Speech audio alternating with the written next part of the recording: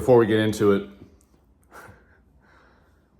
if within your first 2 hours of being awake, you look like this, a little red in the face, glazed with sweat, guess what's going to happen?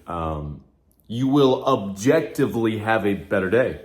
You will objectively have a better life. You will think better thoughts. You will have better moods. You will have better attitudes. It's what I like to call a win-win-win-win-win-win-win-win. You're stacking so many wins in one activity with little to no trade-offs. Put more of those kinds of things in your life and you're going to have a better life. So steady state cardio, taken care of. As you can see, brain is firing on all cylinders, which happens to be the topic of this video. In this video, we're going to discuss what the sugar diet does to the brain, or at least what it's done to mine. You guys, when I tell you, it's such a dramatic difference in my psyche. It's going to be hard to even explain and get the point across of how different I feel up here since starting the sugar diet. I swear to God, I am a smarter person. I am a smarter person since starting the sugar diet. One of my biggest Achilles heels has been, perhaps not anymore, has been priding myself on and leaning into being a hard worker. And admittedly, knowingly sacrificing being a smart worker. And in my head, I'll go, well, okay, this doesn't have to be a negative. Let's just do both. It's great that we have this indefinite output. Now let's pair this with working smarter. Sounds great on paper. I've had a huge mental block with that. I have stayed in the sauna until I'm sick. I stayed in the cold plunge for so long one time, I literally could not speak or make a sound for 3 minutes. Scared the shit out of me. Thought I was gonna have to go to the hospital. Remember in the Matrix when when the agents get in the end, when his mouth is like, It was like that, but I couldn't even do the I was literally just like,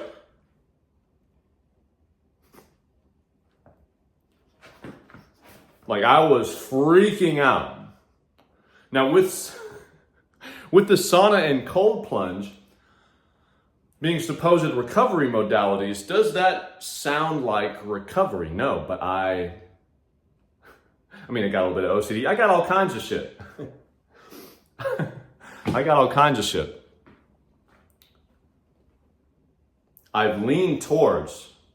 I've preferred being extreme with everything for years. Even in my own training, I have abused myself with overtraining like a motherfucker, 6 to 7 days a week with multiple workouts in the day. And the wiser part of me would know, it would be telling me, dude, there is no fucking way that you would not be stronger on all of your key lifts if you pulled back, allowed yourself to recover. You cannot indefinitely exhale. And you're going to be able to exhale more if you breathe in more. It cannot all be out. We need to go in sometimes. I've known this. And for the life of me, I have just not been able to make myself pull back. And here I am a few weeks into the sugar diet. And that, which was so difficult for me, was suddenly not as difficult. I'm literally able to tap into the wiser part of myself. We all know what the to-dos are and what the not to-dos are in our life. We know what's right and wrong. We know what's to our benefit and to our detriment. And us being the human beings that we are, we usually do a little bit of both. Some people mostly good with a few bad decisions. Some people mostly bad decisions with hardly any good decisions, right? Since starting the sugar diet, making better decisions is easier. Making better decisions is easier on the sugar diet. And it's been blowing my fucking mind. I've had multiple awakenings over the years where I walk away from negative things like alcohol, negative thinking, video game addiction, and every time you level up like that, you feel like you're waking up from a dream state. You're now less autopilot and more conscious control. Since starting the sugar diet, I have conscious control like a motherfucker. Like a motherfucker. Yesterday was a break in the sugar diet, sort of, which honestly is one of the best things about this plan. The flexibility is insane, right? So I have this epic all-you-can-eat sushi spot. If you just happen to be a local here in Raleigh, North Carolina, you got to check out Umiya. Unlimited fresh-made sushi and hot pot. Holy mother of, I'm not going to say that, but it's really good stuff. It's really good stuff. So I threw down, I had 46 pieces of sushi, was an epic feast, and I did not eat the rest of the day, and it was easy. It was easy. This was at like 12 o'clock, so I didn't eat the rest of the day. Back in the day, when I would be dieting, I would try and do extreme stuff like that, and guess what? Like there's this Indian buffet I like to. I would leave the buffet and be like, dude, you've already sabotaged the day. I'd go to Good Berries, get a thing of ice cream, and then I might get another milkshake on the way home because I'm just like, wow, like it's a fuck it day. This is the cheat day of all cheat days. Let's get it out of our system. I basically would not be as smart. I had less conscious control. I was more easily led by impulses. And when I tell you it was so easy to have that gigantic feast, woke up a half a pound lighter, by the way. When I tell you it was so easy to have that gigantic feast and then not eat the rest of the day, it was just easy. I was able to see the benefits. It's like, oh, I have the entire rest of my day to dedicate to work, cleaning the house up a little bit, taking care of some projects. Like, this is convenience. This is awesome. I didn't look at it, oh man, now I don't get to eat the rest of the day. It's like, this is an epic hack. I just gave myself all of my free time for the evening. I don't have to worry about food. My training this week, I've done 4 full body workouts. Or tomorrow, that'll be my 4th one. I'm doing full body training this week with 3 rest days. I have not had 3 rest days in a week in like 3 years. Because I've been addicted to working too hard. While knowing I could be working smarter, knowing it could even get me better results, which is the whole goal. One of my own fucking mantras is better is always better. Better cannot simultaneously be worse. And even knowing all of that, still being addicted to working hard. Here I am on the sugar diet, brain is unlocked, higher IQ is unlocked, and I'm like, I'm just gonna be smart. Let's not even make this a bigger thing than it is. I'm just gonna be smart. How about we do that? How about we be smart so we get a better result? Can we do that? The way I run my business online, I've had all these mental blocks about being too scattered on all my platforms, on here, on Instagram. I'm like, what the fuck is my page even about? Especially on Instagram. I'll make a post about some childhood trauma. I'll make a post about the importance of getting ripped. And then I'll shout out a client win.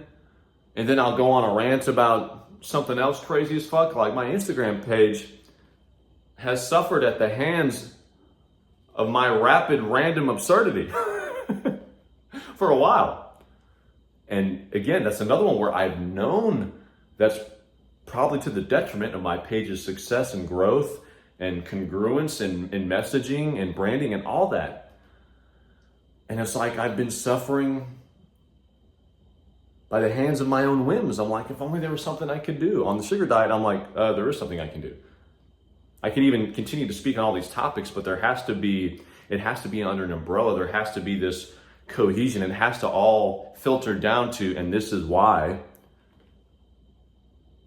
this is important to you, to the audience, to the viewer. It has to circle back to, and I can help you get this result. That's what I do, is help people get fantastic results in the gym, with their diet, in their life.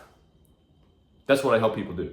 If you need help with that, fill out the form on my website, links in the description and the comments. It will be the best training you've ever had. It will be the best results you've ever had in the gym. I promise you that. And it's one of those things I've known, this isn't great, but I just haven't been able to change this shit. Here I am on the sugar diet. This is very easy. A couple of tweaks. Need to turn this down, make this make sense, and carry on. Boom, moving on. What else? What else needs to be fixed? There goes that smoothie. What else needs to be resolved? Let me resolve it. Things that have been weighing me down in the back of my mind. If you have a confrontation you've been putting off, if you've been having something on your mind that you desperately need to get off your chest towards someone, and you're not, it's weighing you down, it's an energy leak, it's fucking you up. I've had a few of those since starting the sugar diet. Boom, took care of that one. Boom, took care of that one. Boom, took care of that one. And even that is like freeing up my brain and my mind to work better. I'm telling you right now, I am a sharper individual on the sugar diet. Done a little research onto why that is. We know the brain runs on glucose, right? And in the past, knowing that, I would have thought there's like a finite amount. Like, yeah, sure, it runs on glucose. I eat a good amount of carbs, so I should be good. I had no idea that it was so scalable, where it's like more glucose, even more brain power, even more glucose, even more brain power. And as you may or may not know, on the sugar diet, for most of the day or the entire day, depending on how you're running it, it's all you're having.